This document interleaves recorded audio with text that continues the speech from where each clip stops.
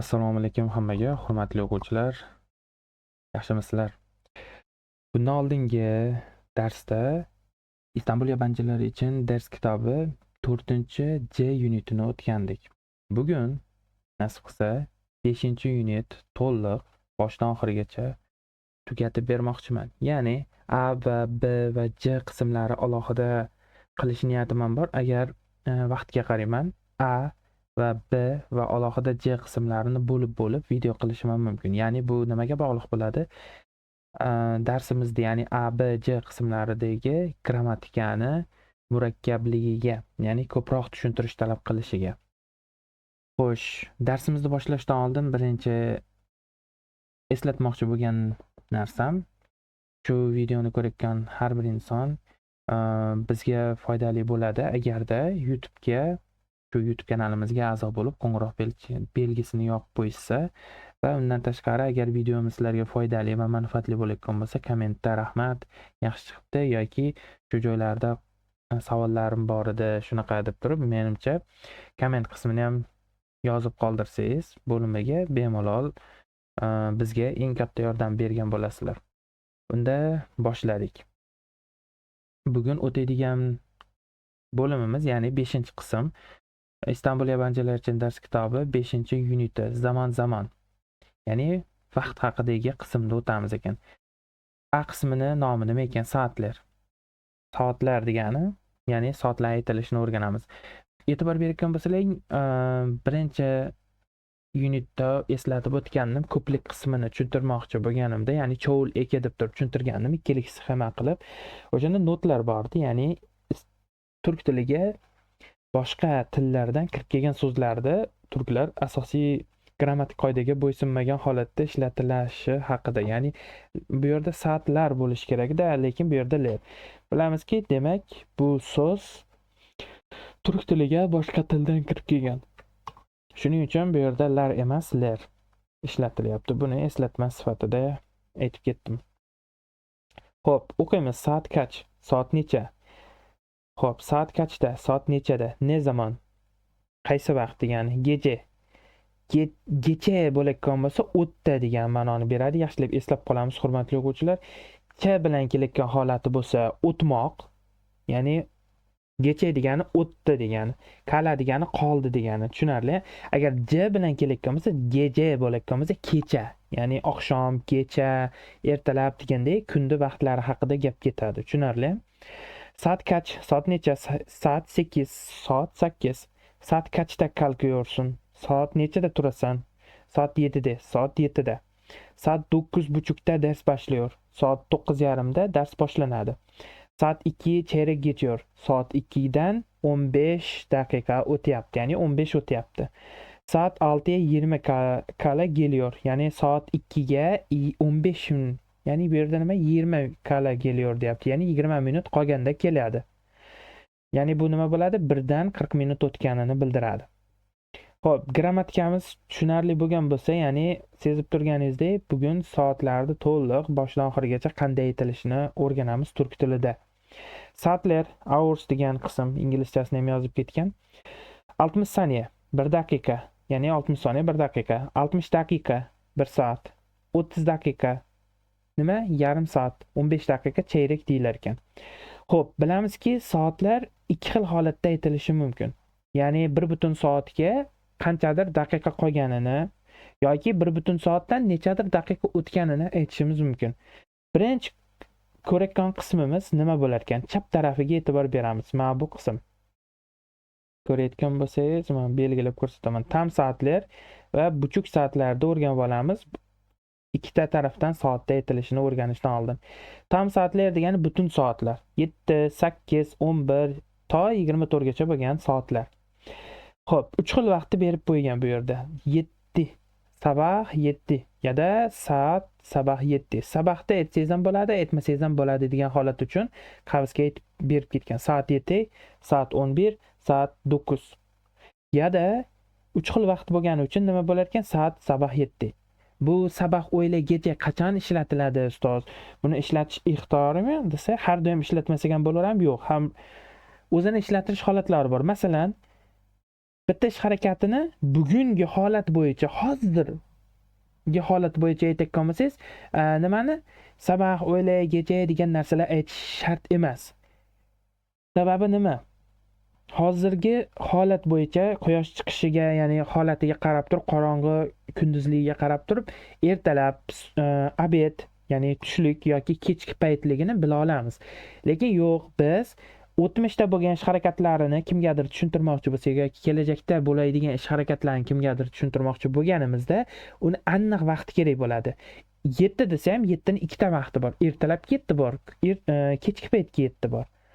O'sha narsaga e'tibor berishimiz kerak bo'ladi. O'tmishdagi ish harakatlari yoki kelajakda endi bo'ladigan ish harakatlar rejalarda tushuntirmoqchi bo'lganimizda ishlatilar ekan sabah, o'yla, kecha.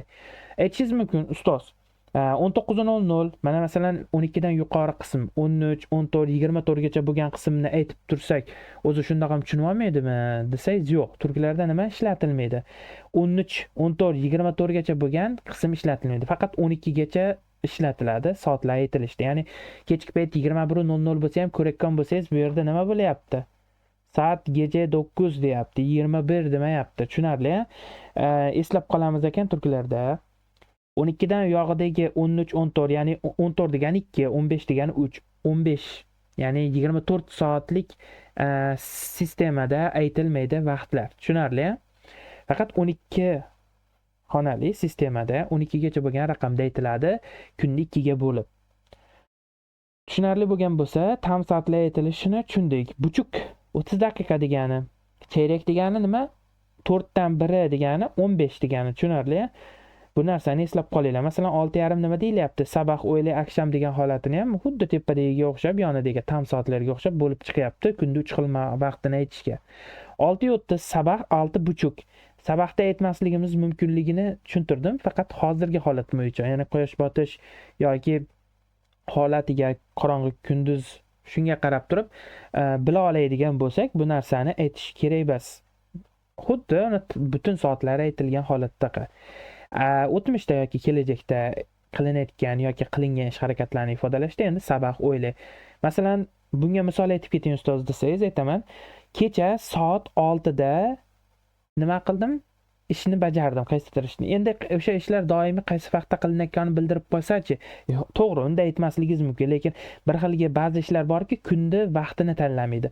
Unda ishlarda qachon qilinishi kerak yoki qachon qilingan holatlar bo'lsa, sabah, o'yla, aksham yoki kecha degan qismlarini qo'shib aytishingiz kerak buchuk soatlarda ham. 6:30, 6:30, 12:30, 12:30, 7:30, 7:30. Tushunarli? Agar aksham bo'lmaganda edi, 7:30 desak ham bo'lardi, 7:30 har ikki holat uchun ham ishlaydi. Kechki soat uchun ham, kunduzgi soat uchun ham 7:30 deyilaveradi. Faqat oldidagidan farq qilinadi aksham yoki nima? Sabah degan holati. Xo'p, endi buchuk bilan tam soatlar, ya'ni butun soatlar bilan yarim holatdagi soatlarda aytilishini ko'rib oldik.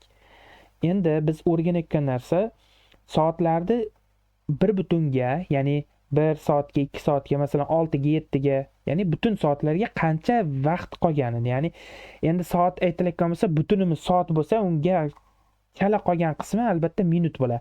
Agar soat o'rnida minut aytayotgan bo'lsak, minutdan pastrog'i sekund bo'ladi. Tushunarli? Hurmatli o'quvchilar, chap tarafdan aytishni o'rganamiz. Mana bu yerda kelib ketilgan ekrandagi chap qism. Soat ya daqiqa var degan qismimiz. Soat endi bilamiz, 1 dan boshlab 12 gacha raqamlar. O'sha soat raqamlariga ya, ya'ni ga qo'shimchamizni qo'shgan holatda nima qilamiz ekan? Unga daqiqa var deb aytishimiz mumkin ekan. Lekin yo'q, bitta narsani eslab qolamiz. Daqiqa qachondir ishlatilmaydigan holatlari bor. Bu ikkita holat.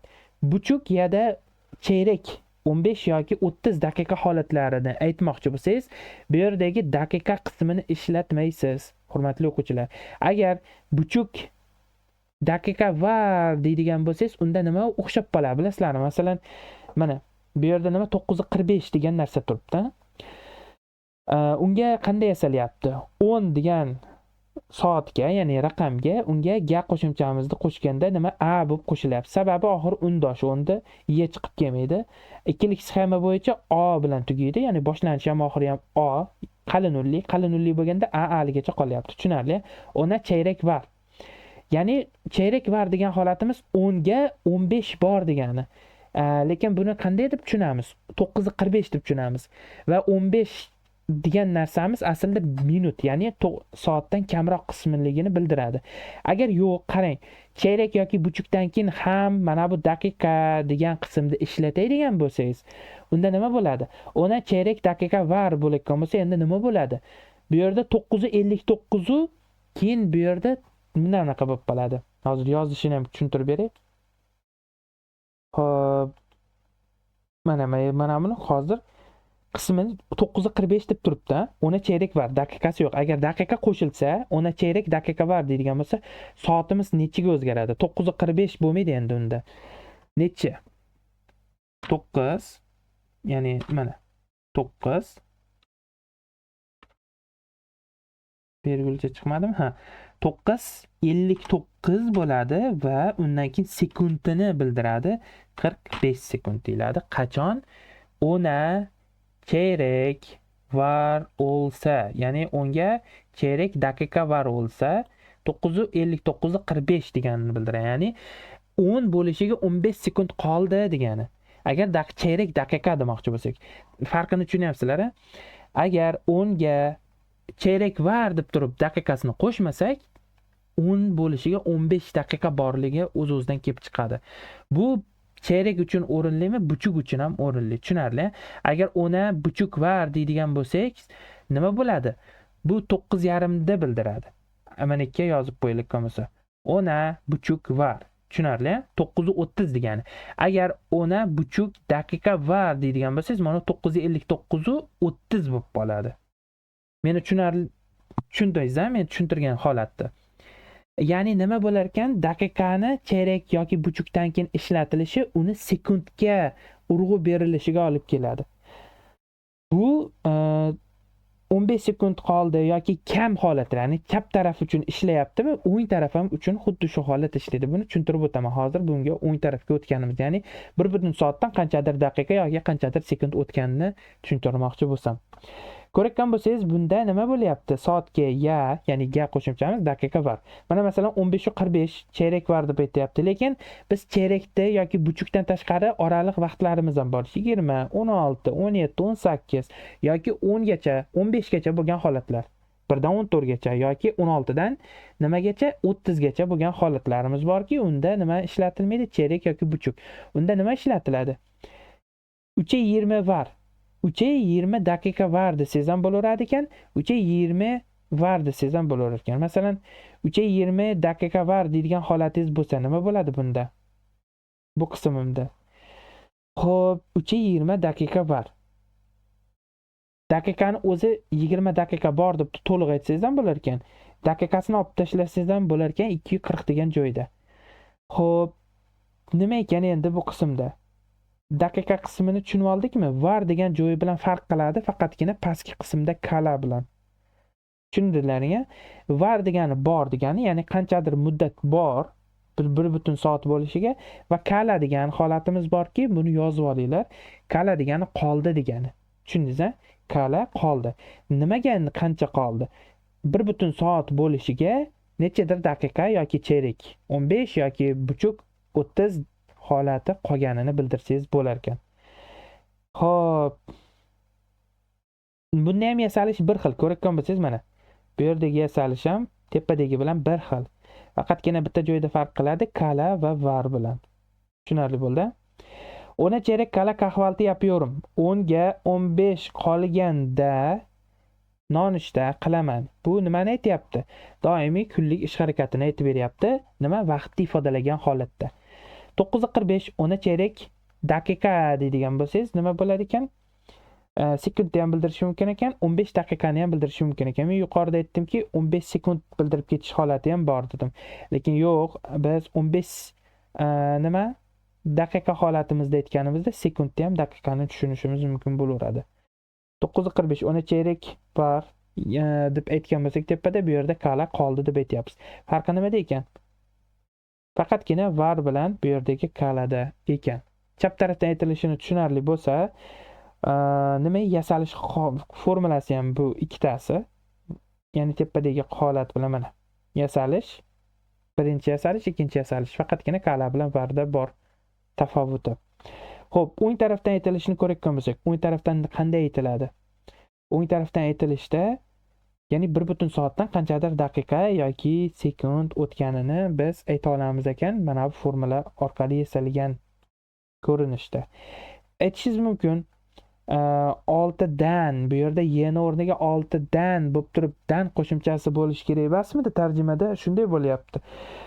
Yo'q, turklardagi holat bo'yicha, grammatik qoidasi bo'yicha 1 soatdan qanchadir daqiqa yoki sekundlar o'tishini bildirganimizda faqatgina ne qo'shimchamiz kelishkilarda ne qo'shimchamizni bajarilgan holatimiz borki, y qo'shimchamizni nima tam, ya'ni 1 soatga qo'shamiz ekan. 13 geçiyor. Ondan 15 o'tyapti. Ya'ni 10'u 15 bo'ldi degan ma'noni bildiraverar ekan. Geçiyor, o'tyapti. Ko'ryapsizlarmi? Bu yerda ch kelyapti. O'tyapti. Agar j bo'layotgan bo'lsa, geçiyor bo'lmaydi. Xato yozib qo'ymanglar, hurmatli o'quvchilar. Ch keladi-yu, yor qo'shimcha qo'shiladi. Agar gece bo'layotgan bo'lsa, geçiyor bo'lmaydi. Bu sizni grammatikangizda xato qilganingizdan darak beradi. Tushunarli? 16:15 4'ü çeyrek geçiyor. 3:20 geçiyor nima? 3dan 20 minut o'tyapti. Daqiqasini qo'shsangiz ham bo'ladi bu joyga. 3:20 daqiqa geçiyor desangiz ham bo'ladi. Masalan, yozma yozayotgan paytingizda daqiqani qo'shishni maslahat beraman. Ya'ni so'z ko'payadi.